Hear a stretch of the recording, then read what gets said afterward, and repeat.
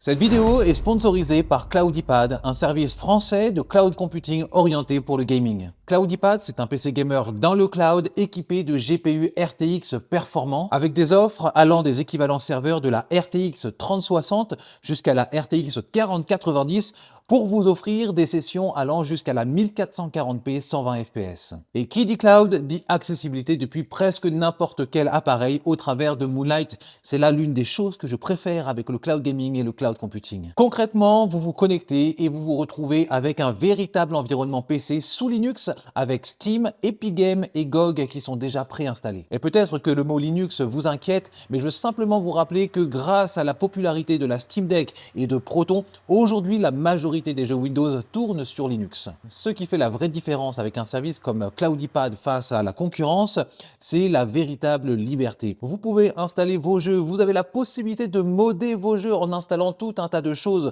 selon la personnalisation que vous voulez et l'expérience que vous voulez vivre, là où d'autres services bien plus fermés ne le permettent pas malheureusement. D'un point de vue du modèle économique, Cloudipad s'adresse surtout aux joueurs occasionnels, entre 10 et 40 heures par mois avec des abonnements mensuels, mais aussi une option de jeu à la demande, à l'heure, façon pay as you go, payez selon ce que vous consommez. Et si vous vous posez la question de savoir si le service fonctionne bien, bonne nouvelle, vous avez des heures d'essai gratuites sans que ce soit avec engagement. Élément qui peut être très rassurant aussi, le projet est backé par le programme Startup de Scaleway. Il est open source et il s'appuie sur une communauté active sur Discord. Si vous voulez le tester, vous passez par le lien en description et j'ai un code promo pour vous. Il s'agit de CGF 2026. Et avec ce code, ça vous offre 20% de réduction pendant 3 mois d'abonnement ou alors 20% de réduction sur les crédits à la demande. Je vous mets tous les liens en description et en bonus, si vous voulez en savoir plus sur Cloudipad, vous avez sur cette chaîne Cloud Gaming France une interview de Pierre, le créateur de Cloudipad. Je remercie encore une fois Cloudipad pour le soutien fidèle à la chaîne et nous, on retourne à notre vidéo. Bonjour à tous et bienvenue dans cette nouvelle vidéo. Aujourd'hui, on se retrouve ensemble pour le test de ce Absolute M4, une toute petite manette que vous pouvez transporter absolument partout. Donc je remercie la société Absolute qui me l'ont envoyé pour que je puisse vous en faire le test. Bah écoutez, j'ai pu l'essayer pendant de nombreux jours, dans de nombreux cas d'utilisation et ça me permettra de vous dire un peu plus ce que j'en pense. Donc cette petite manette Absolute M4 est vendue au prix de 45 ou 46 euros directement sur le site officiel. Donc je vous la montre. En fait, c'est un petit carré en plastique, un plastique extrêmement léger, qui peut même sembler parfois même un peu bas de gamme, tellement il est léger, tellement ça sonne creux, mais à l'utilisation en réalité ça va. Mais j'avoue que je m'attendais à avoir quelque chose d'un peu plus, avec un peu plus une sensation de solidité. Bref, en tous les cas, cette petite M4 du côté de chez Absolute est composée de deux éléments. C'est-à-dire que vous avez la base en plastique et puis une base supplémentaire que vous retrouvez juste ici, qui elle est dans matériaux ferreux et qui vous permet de pouvoir le déplier de cette manière-là.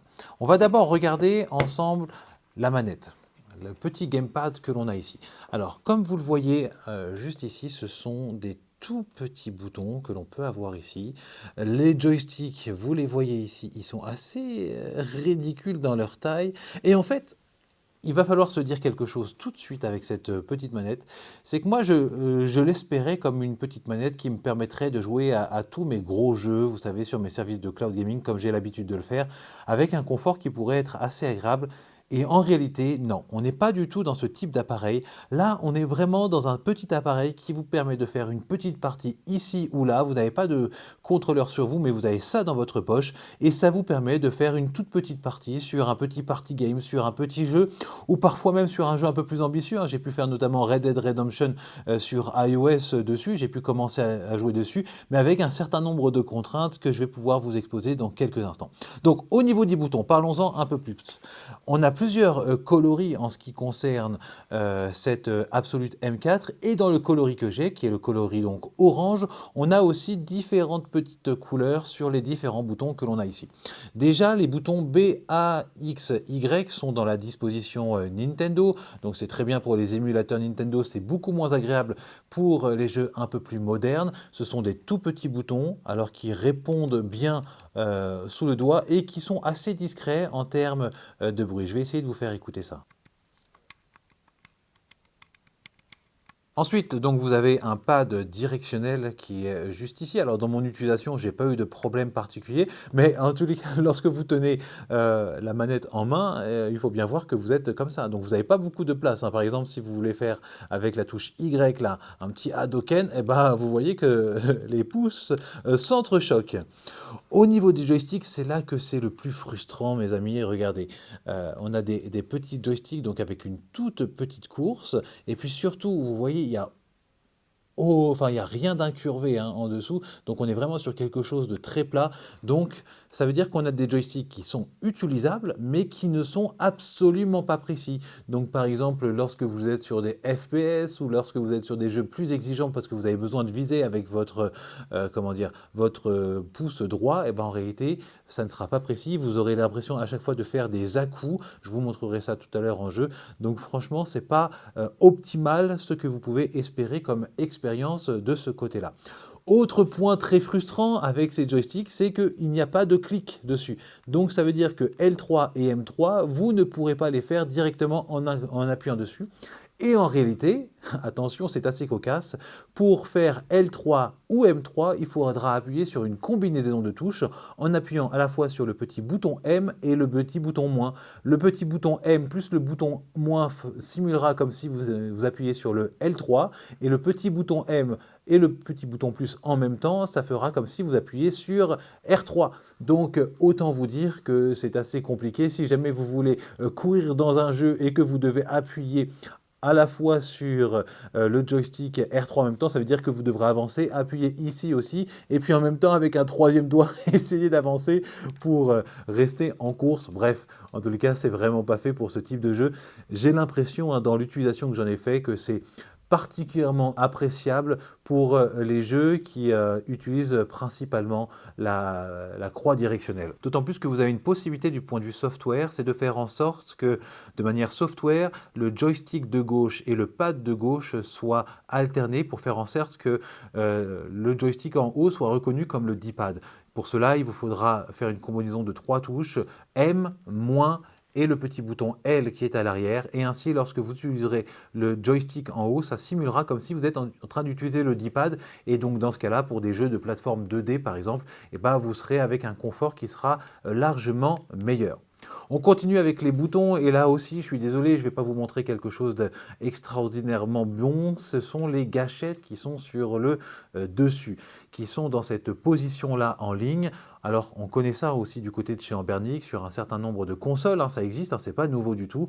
Mais là, c'est assez problématique lorsque vous voulez faire des jeux récents. C'est pour cela que je crois que cette manette est vraiment plus adaptée pour des jeux plus anciens et pour du rétro gaming. Lorsque vous avez la gâchette L1 et R1, et si vous voulez aller sur L2 ou R2, il faudra passer au-dessus de la gâchette L1 et R1 pour pouvoir les toucher. Et donc moi par exemple lorsque j'étais sur Red Dead Redemption, donc déjà on doit être extrêmement comment dire crispé sur la manette, mais en plus de ça pour viser il faut appuyer sur L2 et pour tirer il faut appuyer sur R2. Donc une fois sur deux, et ben j'appuyais en même temps sur le choix des armes ici sur L1 ou sur le bouton ici. Donc c'était assez compliqué de pouvoir jouer dans de bonnes conditions pour cela. Voilà, là je vous parle du confort d'utilisation par rapport à ces boutons et c'est simplement pour vous le dire parce qu'on est sur une chaîne qui parle du cloud gaming et on utilise principalement le cloud gaming pour pouvoir jouer à ces jeux récents et à des jeux qui parfois peuvent justement demander d'utiliser les joysticks comme on le ferait sur une manette traditionnelle. Je préfère vous le dire, vous serez en difficulté. Ça pourra peut-être vous dépanner pour faire une petite mission ici ou là, mais si vous comptez investir beaucoup d'heures de jeu sur votre manette, sur votre téléphone portable, eh ben, je vous encouragerai plus à utiliser une manette télescopique qui s'ouvre comme par exemple la S9 hein, que propose Absolute qui elle est vraiment très très bonne. Alors on continue le tour du propriétaire. En dessous vous avez une prise USB-C qui vous permet de pouvoir recharger donc la batterie de la Absolute M4 et puis sur le côté, vous avez 4 petites LED qui vous donnent une indication en ce qui concerne le niveau de batterie. Et puis juste à côté, vous avez aussi un petit bouton pour appairé, parce que évidemment ça fonctionnera avec le bouton, avec le Bluetooth, et vous aurez 3 modes d'appairage. Soit un mode Switch, parce que en effet elle est compatible avec la Switch, donc ça peut être intéressant par exemple pour rajouter une manette supplémentaire lorsque vous êtes en train de vous faire un Mario Kart ou autre chose. Et bien là vous aurez un confort qui ne sera pas extraordinaire, mais qui sera largement utilisable, et ça vous donne une petite manette supplémentaire pour pas trop cher. Après, vous aurez la possibilité, en restant appuyé sur le bouton A et le bouton ici d'appairage, d'être en mode Xbox, ou en restant appuyé sur le bouton B et en appuyant sur le bouton d'appairage, d'être en mode PlayStation, c'est-à-dire qu'elle sera reconnue comme une DualShock, et ça permettra sur un certain nombre d'applications d'être plus ou moins reconnue. Alors ensuite, dans l'utilisation, quand vous la sortez de votre poche, en général, elle est utilisée de cette manière-là. Ici, il y a un aimant, et puis là aussi, il y a une partie aimantée. Enfin, là, il y a un fer, une partie ferreuse, et puis là, il y a une partie aimantée. On voit l'aimant qui est juste là. Et donc, ce que vous pouvez faire simplement, c'est que vous pouvez mettre le module Absolute de cette manière et puis brancher directement votre smartphone, enfin le connecter directement dessus avec un MagSafe. Je suis en train d'enregistrer en ce moment avec l'iPhone qui a directement la prise MagSafe dessus, mais heureusement à l'intérieur de la boîte de la Absolute M4, on vous fournit, si jamais vous n'aviez pas d'iPhone avec un module MagSafe, la possibilité de pouvoir coller vous-même un anneau aimanté que vous pourrez mettre sur n'importe quel smartphone. Et écoutez, c'est ce que je vais faire avec mon Xiaomi qui est juste là, qui n'est à l'origine pas compatible avec. C'est très simple, on enlève la petite surcouche M3 et puis on essaye de placer le module au centre de cette manière-là. Voilà. Et ainsi, maintenant, ça me permettra, grâce à l'aspect aimanté de la Absolute, de pouvoir brancher directement dessus mon smartphone. Enfin, le brancher. Il n'est pas branché en soi, mais il est positionné dessus. Donc voilà, là, ça ressemble à ça. Attention, les équipes de Absolute nous disent bien de faire attention.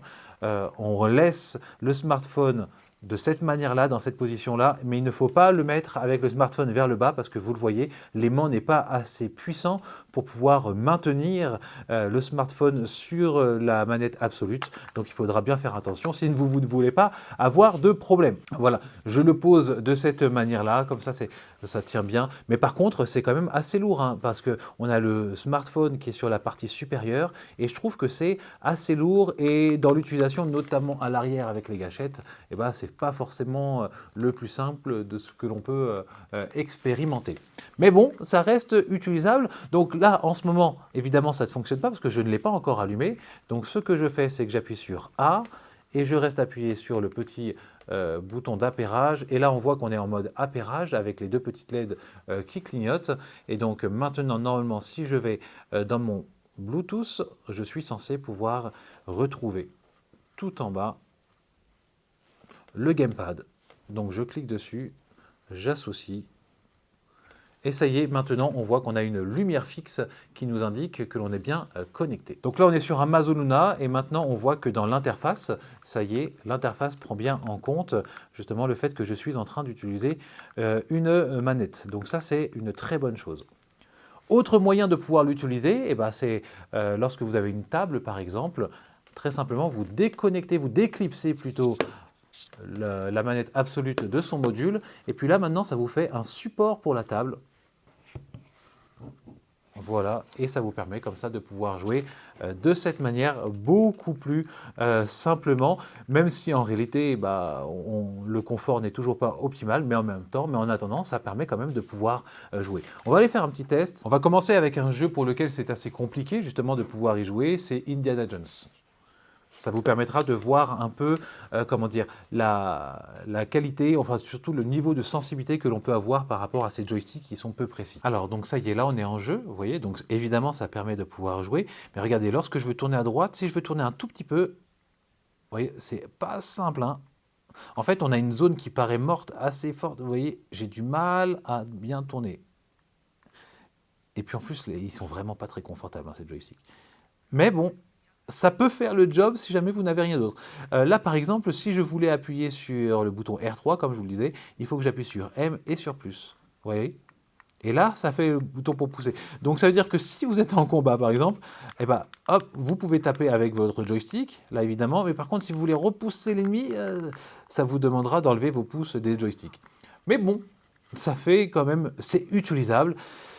Mais franchement, pour ce type de jeu, pour des jeux 3D comme ça en mode FPS, franchement, c'est pas simple à utiliser. Et je pense que c'est pas prévu en réalité pour ce type de jeu. Vous le voyez, hein, là, par exemple, on va faire un test. Hein, là, je suis donc au centre de la vitrine et je voudrais mettre mon curseur sur la tête, là, ici. Attendez, voilà. Ça m'a mis quand même un peu de temps. Là, si je veux viser l'autre tête là-bas, ah, voilà, ça y est. Vous voyez, donc c'est au niveau de la précision, c'est vraiment pas simple. On va essayer maintenant avec un autre type de jeu où, à mon avis, ça sera beaucoup plus adapté. Donc pour accélérer, on utilise la gâchette supérieure. Mais vous voyez, j'ai tendance, sans faire exprès, à appuyer sur la première gâchette qui fait que je revienne en arrière. Regardez, hop, parce que sans faire exprès, j'appuie dessus. Donc même pour ce type de jeu, finalement, c'est pas si simple que ça. Mais par contre, évidemment, lorsque l'on n'a pas besoin comment dire, d'utiliser les autres gâchettes, bah, ça fonctionne très très bien. Là, pour ce type de jeu, par exemple, on est sur quelque chose qui est totalement utilisable. Ok, faisons un autre test. Cette fois-ci, on est sur donc OnStream qui nous permet de jouer à des jeux, comment dire, anciens, en fait, tout simplement, à des jeux en rétro gaming. Là, évidemment, pour ce type de jeu, on n'aura aucune difficulté à pouvoir y jouer. Donc là, vous le voyez bien, là on est sur le site Gamepad Tester qui permet de pouvoir tester votre gamepad. Donc là, quand on voit que les boutons sont bien pris en compte, donc heureusement, c'est très bien. Et comme je vous le disais tout à l'heure, on a la possibilité de swapper le D-pad et le joystick. Donc comme on fait ça, on appuie sur M, sur moins et sur L. Et là, on a une indication sur les LED qui nous indique qu'en effet, regardez maintenant, quand j'utilise le joystick en haut, eh bien, ça donne l'envoi que c'est en réalité le D-pad. Et à l'inverse, quand j'utilise le D-pad en bas, ça donne l'information que c'est le joystick. Donc, par exemple, si vous jouez avec des jeux où il n'y a que le D-pad qui est pris en compte, mais que vous voulez avoir un confort un peu plus grand avec le pouce qui tombe sur le joystick, eh bien, vous pouvez jouer de cette manière pour pouvoir l'utiliser. Donc là, moi, je vais repasser en mode classique. Donc, j'attends encore que ça flash. Voilà. Autre possibilité encore que vous pouvez avoir, c'est le mode turbo. C'est-à-dire que là, actuellement, lorsque j'appuie sur B, par exemple, j'appuie une fois, je relâche, ça envoie une information. Pour certains types d'utilisation, vous aurez peut-être besoin du mode turbo, c'est-à-dire de faire en sorte que ça envoie l'information de manière indéfinie. Donc dans ce cas-là, vous appuyez sur le bouton M, vous appuyez sur le bouton concerné, et maintenant, regardez, lorsque vous restez appuyé sur B, vous voyez, ça envoie tout un tas d'informations de manière successive jusqu'à ce que vous lâchiez. Si vous appuyez encore sur M et sur le même bouton, maintenant vous êtes dans un mode différent, c'est-à-dire que lorsque vous n'appuyez pas dessus, eh ben, ça envoie des informations, et lorsque vous appuyez dessus, ça s'arrête, et lorsque vous réappuyez dessus, ça envoie des informations sans que vous n'ayez besoin d'avoir le pouce qui reste sur le bouton. Et évidemment, si vous voulez revenir à l'état classique, vous réappuyez sur M et vous appuyez sur B à nouveau, et là maintenant vous êtes revenu en mode totalement classique. Une fois que vous le rangez, vous voyez, vous pouvez le garder à l'arrière de votre téléphone, mais moi d'une manière générale, je le mets plutôt dans une poche de mon manteau parce que là en fait ça fait quand même une très très grosse excroissance. Alors, on en arrive maintenant à la conclusion concernant ce Absolute M4. Et ça va être assez étonnant parce que ma conclusion va être assez dissonante par rapport au test que je viens de vous faire. Parce que quand je prends de manière individuelle cette manette, eh ben, je dirais que comparée à d'autres manettes que l'on a déjà testées sur la chaîne, franchement, elle n'est pas extra. Elle n'est pas extra. Que ce soit dans la qualité de fabrication, même s'il n'y a pas de gros problèmes, on est sur quelque chose qui semble assez cheap dans la fabrication.